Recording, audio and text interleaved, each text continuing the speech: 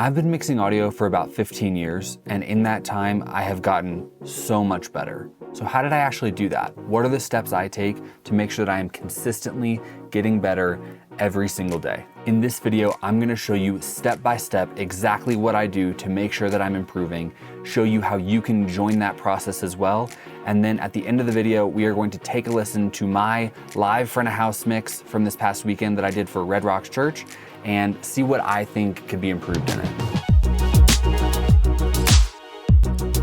So how do you get good at anything, really? The good news is there's an actual scientific answer to this question, and it's something you may have even heard of in school. It's called the scientific method. Some other people like to refer to it as simply the physics of progress, but here's what you need to know. If you follow these steps, you will improve.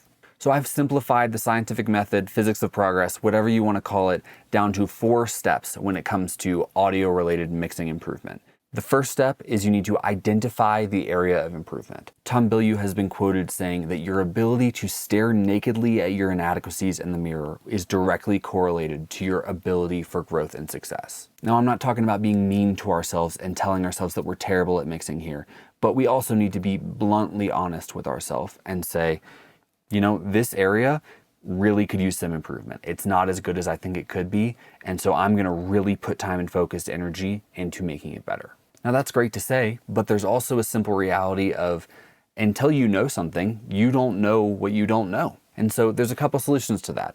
Number one would be, if it is at all possible, try to find yourself a mentor of some sort. Try to find someone who has more experience in the audio industry and share your stuff with them and allow them to teach you, or at least just give you some input into what are some blind spots in your mix for you.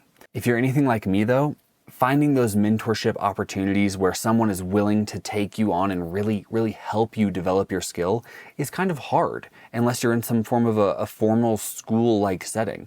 And so I've come up with an idea that I think could potentially really help this community, which is I've created a Facebook group that I'll have a link to down in the description where I'd love for people of all different levels of experience to join and post their mixes too.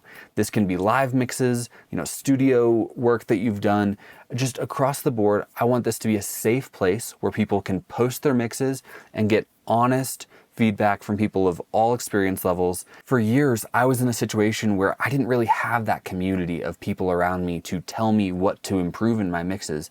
And I just felt like I kept hitting walls of I don't really know where to go from here. Or even if I know that certain areas I want to improve, how? And so I think that this group could be a great way to say, hey, your mix sounds great, but in this one area, maybe you could try this or this. And be open enough to be able to say, I totally agree, but I don't really know how to do that. Could you maybe explain to me how I could get there? So anyway, I'm really excited about this. Click the link down in the description to check it out. It's totally free. It's a Facebook group. So go check that out. Join the group. Can't wait to see you guys there. So other than finding like-minded community that can help you out, what else can you do? And I think the biggest thing that you need to be doing is experimenting and learning new techniques. So one of the biggest impact moments for me with mixing is when I was doing live mixing and I was able to multi-track record and play back those tracks when it wasn't showtime, when there wasn't a band there rehearsing, and really dive in and take that in.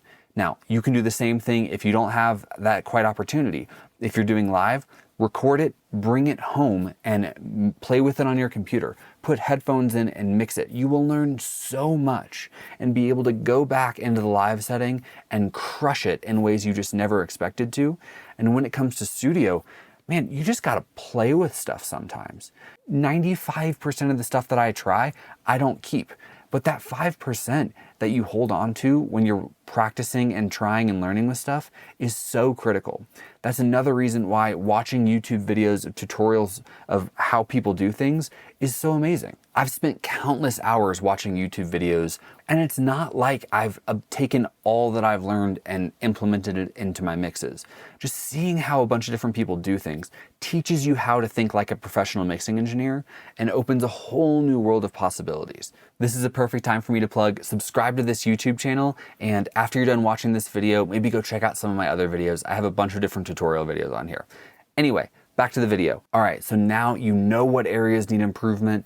You've played with some stuff. You've tried new techniques. You're figuring things out. What do you do next? You need to implement it in some way. So you need to take a mix that you're doing, try a new idea on it, and then the fourth and final step, you need to honestly evaluate that. You need to take a step back afterwards and go, did that work? Did that not work? Or did that kind of work? And I'll be honest with you, most of the time it's going to fall in this kind of work section. If you just do this process over and over and over and over, you will get somewhere you never thought possible. You will look back from the peak of where you get to and go, wow, I had no idea what I was doing then. Why did anyone let me do that? That's how it feels. Once you learn all this stuff, you look back and go, man, I knew nothing. It just takes time. So here is me doing exactly what I've been talking about. We are going to take a listen to my front of house mix for Red Rocks Church. I am the audio engineer for the broadcast campus there, and this is a weekly process for me. This is something that I do every single week. I will go back, I will watch the stream with my mix on top of it, and just see and hear what isn't quite working the way I want it to work.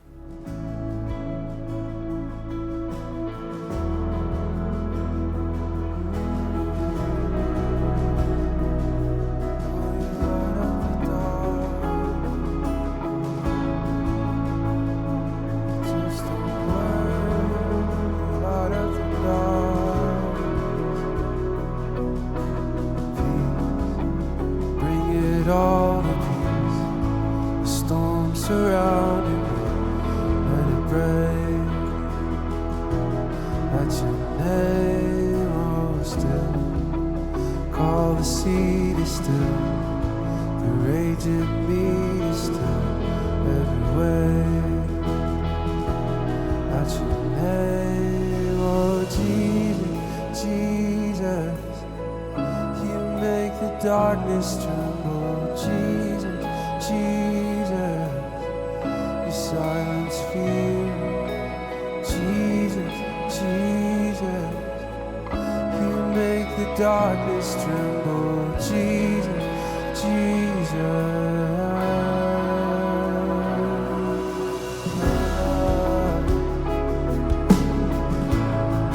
Just a word, you light up the dark.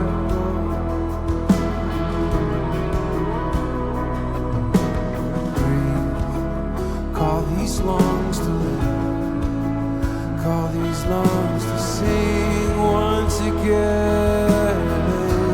I will praise Jesus, Jesus, you make the darkness tremble. Jesus, Jesus, you silence fear. Oh Jesus, Jesus, you make the darkness tremble. Jesus, Jesus, oh Jesus, Jesus, you make the darkness tremble. Jesus, Jesus, you silence fear. Oh Jesus, Jesus, you make the darkness tremble. Jesus, Jesus.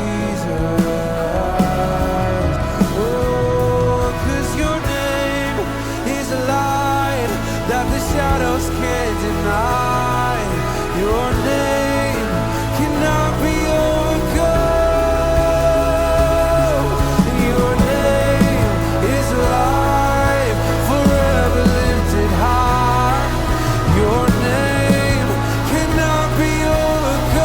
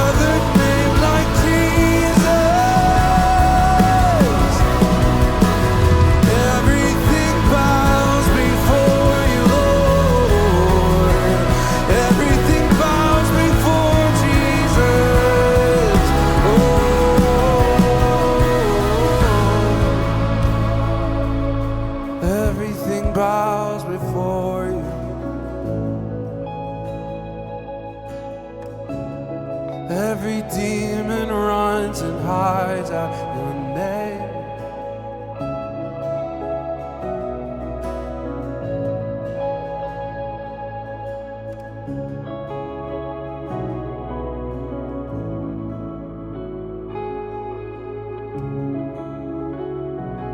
So just take a breath.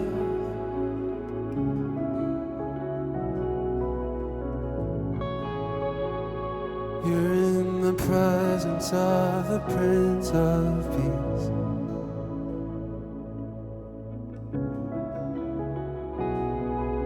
Just take a breath.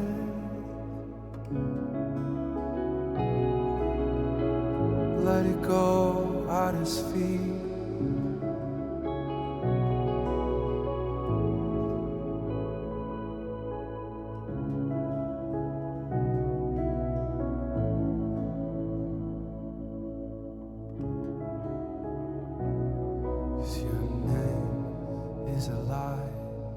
The shadows can't deny. Your name will not be overcome. Your name is alive, forever lifted high. Your name cannot be overcome. Your name is alive, that the shadows can't deny. Your name cannot be overcome. We remind ourselves his name is alive, forever lifted high. His name will not be overcome. Oh, be encouraged, cause his name is alive, that the shadows won't deny. It won't be overcome by any giant. Your name is alive, forever lifted high. Your name cannot be. So we can stare at Goliath and sing his name is alive, that the shadows can't deny. Your name. Oh, let faith rise in the room. Your name is alive, forever lifted high. Your name cannot be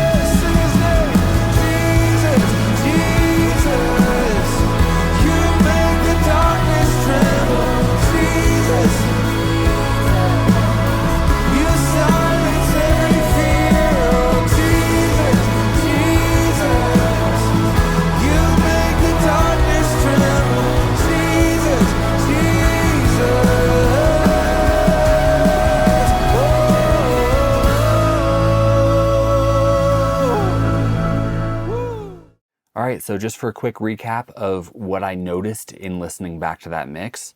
Number one, the vocal gate on the lead vocal, especially in the quiet moments. Now, he really was truly whispering, but it was pulling too much. And, you know, in the room, the loud parts are so loud that the quiet didn't seem that noticeable. But I feel like the gate could use some adjustment. So I'm definitely going to be going there and checking that out next weekend. I do a really big like delay thing during huge parts, and what I noticed was that I could barely notice, and so I want that to be a little louder in general, and I want it to last longer, like more repeats on the delay. I want to try that out. There were a couple moments where the background vocalist it felt like it clouded things up a little bit. That was mostly, I believe, a factor of the EQ on a background vocalist microphone. So it was too mid-rangey, and I didn't just properly EQ it and get it all dialed in. And so if I do that, even on background vocalists that aren't leading very much, you still have to make sure their EQs are perfect, go through that. Don't kind of ignore those. And then it was really just drum stuff. The snare, it just had too much reverb. And I was fighting it all weekend and I couldn't tell what the problem was. And listening back now, it's super obvious to me. The reverb, especially on the snare top part, is just way too much. And there's a lot of mid-range in the reverb, which also made the drum feel really kind of dark and not have much crack to it. So I think probably just taking out a lot of that reverb, not even a lot, just a few dB of reverb will bring some life back to the snare drum. I also noticed that he was doing some hi-hat stuff that I wanted to hear, and I was kind of missing it. We don't run a hi-hat microphone, but I can either, open up the snare top microphone to allow some of that hi-hat sound through, or maybe either just turn the cymbals up a little bit because they were kind of low-ish, or maybe even just compress the cymbals more so that the quiet parts, it's there, and then when he gets big, it turns it down because he's not caged, so you're also hearing the real cymbals in the room, which is probably why I have them a bit quiet. Anyway, I thought it sounded good in general, but these are the notes that I came up with. If you have any notes for me, please feel free to leave a comment. Like and subscribe to this video if you enjoyed it at all, and don't forget to join that Facebook group. All right, see you guys in the next one.